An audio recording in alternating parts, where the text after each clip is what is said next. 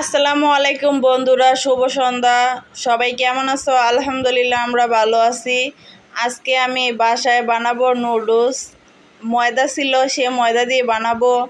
সব সময় তো কিনেই খাই, আজকে বাসায় বানিয়ে দেখি কীরকম লাগে, অন্যরকম একটা ট্রাই করব।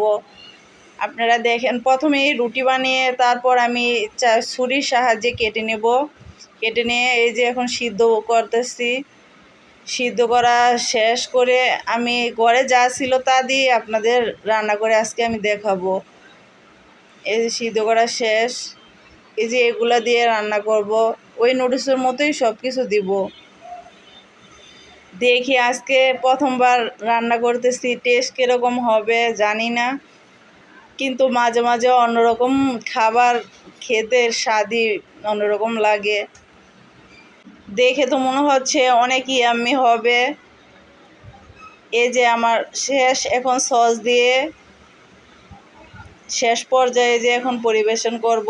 আপনাদের দাওয়াত রইল আমাদের বাসায়।